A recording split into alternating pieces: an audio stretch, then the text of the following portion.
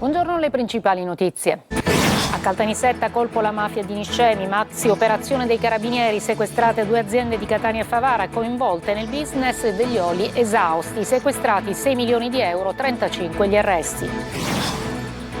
Ritrovato dopo 5 giorni di ricerche il corpo del 14enne danese disperso in Mare Eloro nel Siracusano, il cadavere recuperato su una scogliera in un tratto di costa già noto per altri incidenti mortali. Ad Agrigento vuole ucciderla e le incendia la casa. A Licata arrestato un uomo per il rogo nell'abitazione di un'anziana di 84 anni, viva per miracolo. Non ha agito per primo, ha reagito, così la difesa del minorenne accusato dell'omicidio a Pavia del 25enne di Favara, ucciso al culmine di una lite. I legali puntano sulla legittima difesa e sollevano dubbi sui soccorsi. La frana di Niscemi, un nuovo report della Protezione Civile, il fronte resta instabile, impossibile una messa in sicurezza totale, si punta su un monitoraggio e riduzione del rischio. A Palermo, ambulanze bloccate dalle auto, parcheggio selvaggio a Villa Sofia durante le partite casalinghe della squadra di calcio, la denuncia del sindacato dei medici Cimo, l'ospedale viene trasformato in un'area di sosta senza regole. La rabbia dei 2 ristoratori di Catania, ostaggi in un cantiere dove da tempo non si vedono operai. La riqualificazione di Piazza Maiorana pesa sul futuro delle loro attività. Calcio, il Catania si avvicina all'ultima partita della stagione regolare contro l'Atalanta. Under 23 intanto si accelera sul progetto Torre del Grifo dopo la visita di Pelligra.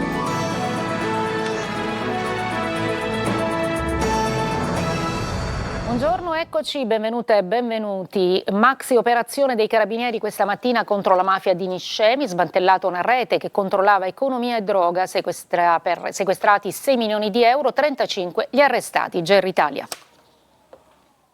È scattata all'alba una vasta operazione dei carabinieri del comando provinciale di Caltanissetta, in campo circa 200 militari con il supporto delle unità cinofile, dello squadrone di cacciatori di Sicilia e del nucleo elicotteri. Nel mirino un sistema criminale radicato nel territorio di Niscemi. I militari hanno eseguito un'ordinanza di custodia cautelare emessa dal GIP del Tribunale di Caltanissetta nei confronti di 35 persone, 32 in carcere e 3 agli arresti domiciliari. Le accuse a vario titolo sono pesanti: associazione mafiosa, estorsione, illecita concorrenza e traffico di stupefacenti. Al centro dell'inchiesta, coordinata dalla Direzione Distrettuale Antimafia, l'infiltrazione della famiglia mafiosa di Niscemi in un settore insospettabile ma altamente redditizio, la raccolta degli oli vegetali esausti. Secondo gli investigatori il comparto sarebbe stato di fatto monopolizzato attraverso accordi imposti con ditte colluse, ora sottoposte a sequestro preventivo. Il valore delle imprese sequestrate supera i 6 milioni di euro. Ma non solo economia, le indagini hanno fatto emergere anche una rete organizzata di spaccio di cocaina e marijuana, un sistema strutturato in cui per vendere droga sul territorio era necessario ottenere una vera e propria autorizzazione dall'organizzazione mafiosa in cambio di denaro o della disponibilità a collaborare con il gruppo. Documentati oltre 200 episodi di cessione di stupefacenti che confermano, secondo gli inquirenti, il controllo capillare del territorio e delle attività illecite.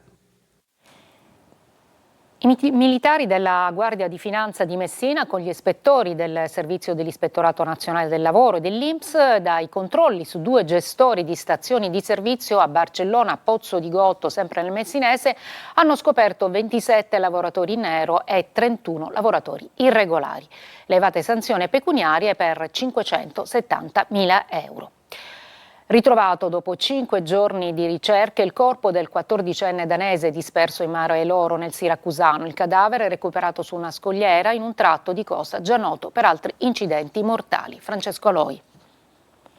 Lo stesso mare in cui si era tuffato 5 giorni dopo lo ha restituito. Il corpo è stato trovato poco prima delle 16 in quella direzione, verso nord, quindi verso Avola, ma in realtà a pochi metri da qui, il punto in cui da venerdì scorso il giovane Jack era scomparso in mare. Dopo il bagno con la fidanzatina, il nulla. 14 anni, danese. Di lui si era persa ogni traccia. Era arrivato in questo hotel noto a 2 passi dalla spiaggia di Eloro una settimana fa. Sono stati giorni di superlavoro per vigili del fuoco, guardia costiera e protezione civile. Hanno setacciato ogni centimetro, anche con elicotteri e droni in volo, ma niente. Poi i sommozzatori lo hanno trovato qui, sul fondo, a 15 metri. Sul corpo di Jack nessuna ferita. Immenso il dolore dei genitori non ancora arrivati e della famiglia della ragazzina che con la figlia è chiusa in camera. Stiamo mettendo tutto l'aiuto per lei. Grazie a Dio che oggi il corpo sono trovati. Grazie a tutti. Un dolore difficile se non impossibile da raccontare che ha scosso tutti. Una tragedia nella tragedia. Naturalmente oggi è il momento del silenzio e della vicinanza alla famiglia da parte di tutta la nostra comunità. Ma non è la prima volta che in questa zona accade un fatto del genere. Già in passato altri hanno perso la vita così. Tentato omicidio e incendio doloso a Licata, nell'Agrigentino, un 32enne arrestato per il rogo nell'abitazione di un'anziana di 84 anni, salva per miracolo. Decisive le immagini della videosorveglianza. Secondo gli investigatori l'uomo ha agito per vendetta. Davide Sardo. Tentato omicidio e incendio doloso aggravato. Notte di paura a Licata, dove un'anziana di 84 anni ha rischiato di morire tra le fiamme nella propria abitazione. I carabinieri hanno arrestato un 32enne del posto, destinatario dell'ordinanza di custodia cautelare emessa dal GIP di Agrigento. I fatti risalgono alla notte del 12 aprile. L'incendio si è sviluppato rapidamente, avvolgendo il piano terra ed il primo piano dello stabile. Il rogo ha provocato il crollo parziale del controsoffitto e reso l'intero immobile inagibile. Solo una coincidenza fortuita ha permesso all'anziana di mettersi in salvo. Determinanti per le indagini le immagini dei sistemi di videosorveglianza e i riscontri raccolti dai militari che hanno consentito di ricostruire la dinamica e risalire al presunto responsabile. Secondo l'accusa, l'uomo avrebbe agito con l'intento di uccidere la donna, spinto da motivi di vendetta personale. Un piano che, per puro caso, non si è trasformato in tragedia. Le indagini proseguono per chiarire ogni dettaglio della vicenda. Ha reagito a un'aggressione, cambia la versione dei fatti sull'omicidio a Pavia del 25enne Gabriele Vaccaro di Favara. Al centro ora la ricostruzione dei legali del 16enne Desiree Ferlito. Non ha agito per primo, ha reagito. E questa è la linea difensiva dei legali del 16enne accusato dell'omicidio di Gabriele Vaccaro, il 25enne di Favara ucciso con una coltellata al collo al termine di una lite tra giovani. Secondo gli avvocati, il ragazzo avrebbe collaborato con la polizia fin da subito, rispondendo alle domande e spiegando di aver sferato il colpo dopo essere stato aggredito insieme ad altri 4 amici da 3 coetanei. Nel quadro generale dei legali il passato difficile dell'accusato, vittima a sua volta di violenza e aggressioni da giovanissimo. Una versione che ribalterebbe la dinamica finora emersa e che sposta l'attenzione su quanto accaduto nei momenti precedenti all'omicidio.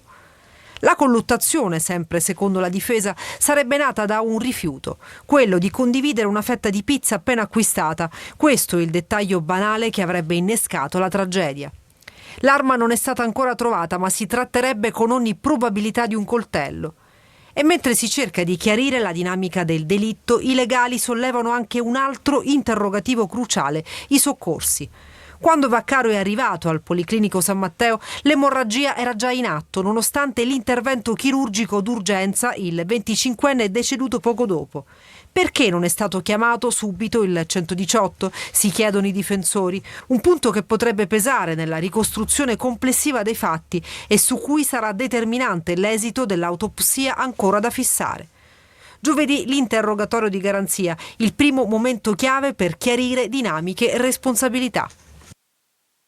A proposito di questo omicidio, ci sono 4 giovani, un 17enne e 3 maggiorenni denunciati per omissione di soccorso appunto per la morte di Gabriele Vaccaro. I 4 ragazzi sono scappati dopo che il loro amico aveva coltellato a morte il 25enne di Favara. Lo prova la videosorveglianza che ha ripreso il 16enne, poi arrestato per l'omicidio, e 4 ragazzi che correvano verso il viale Matteotti dal parcheggio dell'ex area Cattaneo appunto a Pavia, luogo del delitto. Andiamo a Catania, dove la Guardia di Finanza ha sequestrato 62.000 prodotti contraffatti tra giocattoli e accessori d'abbigliamento. All'interno dei locali a Mister Bianco sono stati trovati pronti per essere messi nel mercato al dettaglio 50 scatoloni con accessori d'abbigliamento inclusi orologi, portafogli, recanti marchi con griff di lusso. Il titolare della ditta individuale, che è risultata avere in gestione il deposito, è stato deferito alla locale autorità giudiziaria per i reati di introduzione nello Stato e di commercio di prodotti con segni falsi e ricettazione. Tutta la merce è stata poi posta ovviamente sotto sequestro. Nuovo report della Protezione Civile a Niscemi, il fronte resta instabile, impossibile una messa in sicurezza totale. Si punta su un monitoraggio e la riduzione del rischio. Sentiamo GR Italia. A Niscemi la frana continua a muoversi e il rischio resta alto, è quanto emerge dal terzo report redatto per la Protezione Civile dal gruppo di esperti guidato dal professor Nicola Casagli. Il sistema franoso viene descritto in una condizione di instabilità evolutiva, con un pericolo che non può essere considerato superato. Gli studiosi indicano una strategia basata su monitoraggio continuo, interventi di mitigazione e, dove è necessario, anche la delocalizzazione di abitazioni e infrastrutture. Un punto è chiaro: non sarà possibile mettere in sicurezza l'intero versante. Le dimensioni della frana, la profondità dei movimenti e la natura dei terreni rendono impraticabile una stabilizzazione definitiva con opere strutturali. Il modello attuale resta preliminare, servono nuovi studi per comprendere meglio le cause e l'evoluzione del fenomeno, mentre prosegue il controllo dei movimenti e dei fattori di instabilità. La linea operativa è quella di una gestione graduale del rischio, controllo delle acque, aggiornamento costante delle mappe di pericolosità e limitazioni all'uso del suolo nelle aree più esposte. L'obiettivo è ridurre progressivamente l'impatto sul centro abitato, ma la frana al momento resta una minaccia aperta. A Palermo ambulanze bloccate dalle auto, parcheggio selvaggio, Villa Sofia durante le partite casalinghe della squadra di calcio. La denuncia del sindacato dei medici CIMO, che dice l'ospedale viene trasformato in un'area di sosta senza regole. Marco Gullà. L'ospedale di Villa Sofia a Palermo ostaggio dei parcheggiatori abusivi. La denuncia arriva dal CIMO, il sindacato dei medici. Le strade d'accesso si riempiono di auto in doppia e tripla fila, spesso proprio a ridosso del pronto soccorso, rendendo difficoltoso, se non impossibile, il passaggio dei mezzi di emergenza. Ma c'è di più, come dice il segretario del CIMO. In concomitanza con gli eventi sportivi che si svolgono allo stadio Renzo Barbera, l'ospedale diventa un parcheggio a cielo aperto con grandi difficoltà all'accesso dei mezzi di soccorso. Quindi non stiamo segnalando soltanto un fenomeno di malcostume e di degrado sociale, ma un disagio e un pericolo soprattutto per la tempestività assistenziale dei pazienti che provano ad accedere all'ospedale, soprattutto al pronto soccorso, e si trovano invece la strada sbarrata. L'episodio più emblematico si è verificato in occasione della partita Palermo-Cesena di sabato scorso, con un'ambulanza, come vediamo da queste immagini, impossibilitata a procedere. Assistito a un lentissimo defluire delle auto dall'ospedale, con un'ambulanza che per diversi minuti è rimasta bloccata, per fortuna in uscita e non in ingresso, perché non riusciva a passare, trovandosi davanti un muro di automobili. Se fosse arrivata un'ambulanza con a bordo un paziente urgente, bisognoso di cure in emergenza, non sarebbe riuscita ad accedere al pronto soccorso. A Catania la rabbia di 2 ristoratori ostaggio in un cantiere dove da tempo non si vedono operai. Per loro la riqualificazione di Piazza Maiorana rischia di diventare la pietra tombale sulle loro attività. Tonino De Mano. Non si vede nessun operaio, hanno distrutto all'inizio 10 giorni di lavoro, dopodiché non si vede più nessuno. Un ristorante ed una pizzeria, uno accanto all'altro, stessi problemi, stessi sacrifici e stesso rischio, la chiusura.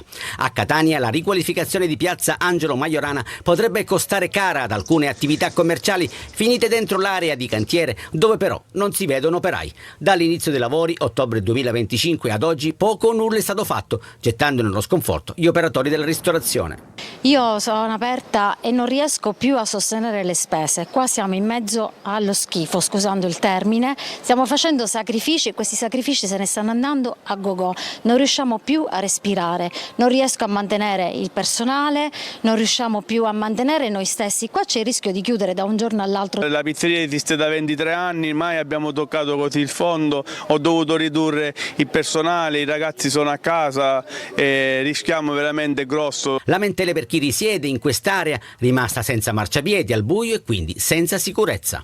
Ho la mamma allettata e quindi non posso aprire neanche le finestre perché la polvere entra così e fa male a mia madre. Quando casco poi mi pagano, no? La ditta incaricata della riqualificazione di piazza Majorana è la stessa che si occupa dei lavori in piazza Pietro Lupo, dove è in corso l'abbattimento dell'ormai ex palestra. Da qui il momentaneo spostamento degli operai. Dulcis in fundo, in tema di operai, spiace vedere alcuni lavoratori sul tetto della struttura senza alcun tipo di protezione. È vero, mancano gli ispettori del lavoro, ma possibile che in un'area sorvegliata da carabinieri, polizia municipale e guardia di finanza, oltre 40 persone, nessuno vede niente? A marzo dell'anno scorso avevano bloccato a Catania l'auto di 2 dipendenti di un supermercato che trasportavano l'incasso del negozio in banca. Grazie alle immagini della videosorveglianza, 2 dei 4 rapinatori sono stati arrestati. Simona Mazzone. Immortalati dalle telecamere della videosorveglianza, sono stati incastrati così i 2 rapinatori, un 24enne e un 52enne, che dopo aver adocchiato i dipendenti di un supermercato hanno deciso di rubare tutto l'incasso. Li vedete in queste immagini mentre bloccano l'auto dei 2 in via Passo Gravina. 4 persone, una delle quali armata di pistola, hanno puntato i 2 dipendenti del supermercato in auto, diretti in banca per depositare gli incassi dell'esercizio commerciale, pari a circa 16.000 euro. Le indagini disposte dalla Procura di Catania ed eseguite dalla squadra mobile della polizia hanno permesso di risalire a 2 dei 4 rapinatori. Le immagini che vedete sono state estrapolate dai sistemi di videosorveglianza degli esercizi commerciali presenti nell'area in cui è stato commesso il reato. Entrambi i criminali sono stati arrestati. Il 52enne è stato portato in carcere a Piazza Lanza, mentre per il 24enne è scattata la notifica del provvedimento in carcere, essendo già detenuto per altra causa. Dopo il rinvio a giudizio per corruzione, l'assessore Elvira Amata attende il verdetto del partito della Meloni, ma le dimissioni sono nell'aria. Sentiamo Lorena Dolci. La sua sorte era legata alla decisione del GIP. Adesso che il rinvio a giudizio per l'assessora Elvira Amata è arrivato, i nodi del rimpasto vengono al pettine. Il dubbio non è se l'esponente di Fratelli d'Italia si dimetterà, ma solo quando. Schifani non commenta, si attendono le mosse del partito della Meloni, che tra qualche giorno invierà in Sicilia la sorella Arianna e il suo plenipotenziario Donzelli, a cui è delegata la scelta politica. Il processo per corruzione per l'Amata, che ha scelto il rito ordinario, comincerà il 7 settembre. Condannata a 2 anni e 6 mesi con il rito abbreviato, l'imprenditrice Cannariato. Secondo la procura, tra le due c'era un patto per l'assunzione del nipote dell'assessora in cambio di un contributo ad una manifestazione patrocinata dalla Cannariato. I segnali che filtrano dai meloniani vanno nella direzione delle dimissioni. Questo farebbe scattare un impasto più ampio. In giunta resta ancora infatti il vicepresidente Sammartino, rinviato a giudizio per corruzione, senza contare il presidente dell'Arse Gaetano Galvagno, a processo per peculato. Ad 1 anno dal commissariamento in Sicilia, Fratelli d'Italia alla resa dei conti. La base chiede di applicare anche nell'isola le regole che alla fine hanno costretto a fare un passo indietro a Daniela Santanchè, Andrea Del Mastro e Giussi Bartolozzi. Le opposizioni alzano il tiro contro i guai giudiziari della maggioranza e chiedono a gran voce le dimissioni dell'Amata. Una breve pausa, poi una mostra a Catania.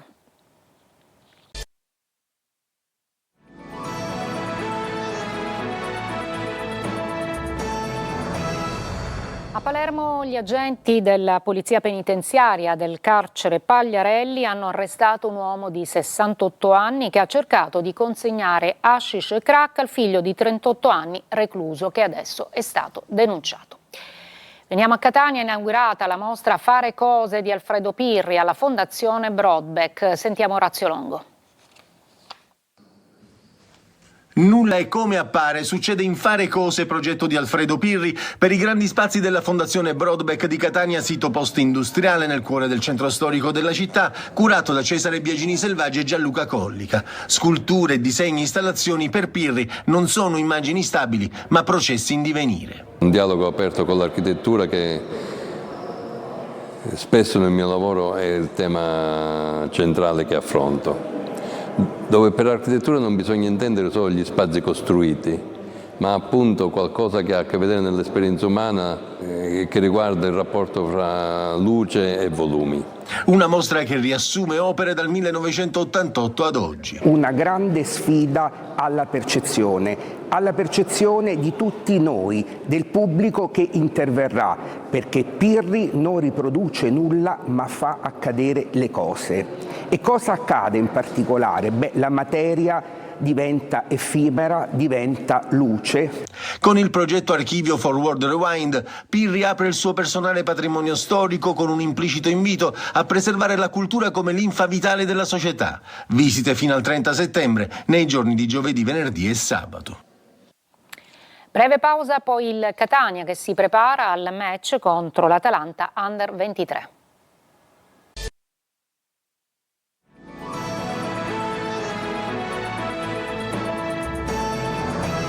Poi c'è il calcio, il Catania si avvicina all'ultima partita della stagione regolare contro l'Atalanta Under 23. Intanto si accelera sul progetto Torre del Grifo dopo la visita di Pelligra. Da un lato l'attenzione che resta alta per l'ultimo turno di campionato, dall'altro la programmazione del futuro. Il Catania è impegnato su 2 campi. Domenica pomeriggio i rossazzurri giocheranno a Caravaggio contro l'Atalanta Under 23. Alla squadra di Toscano serve almeno un punto per garantirsi il secondo posto in classifica. Gli etnei oggi hanno riposato, riprenderanno domani e si lavorerà a ritmo serrato sino alla partenza per Bergamo, dove non ci saranno i tifosi rossazzurri essendo stata vietata la trasferta. Intanto c'è la partita che si gioca fuori dal campo su Torre del Grifo. Infatti c'è stato un deciso cambio di passo dopo la visita di Pelligra in città. È stato definito l'accordo per acquistare un terreno attiguo al centro sportivo da riservare esclusivamente alla prima squadra. Contestualmente sono cominciati gli interventi per il ripristino dei 4 campi, 2 in erba naturale e altrettanti in erba sintetica, che nel futuro dovrebbero essere destinati al settore giovanile e alla formazione femminile, ma che a breve termine, ossia nella prossima estate, nelle intenzioni della dirigenza dovrebbero consentire alla prima squadra di svolgere in sede parte della preparazione precampionato, in fase di valutazione la gestione della parte alberghiera della struttura, che potrebbe essere affidata ad un soggetto esterno, rimanere almeno in parte quanto necessario per la prima squadra in capo al club rossazzurro. È tutto, alla prossima edizione alle 14, grazie per l'ascolto e buona giornata.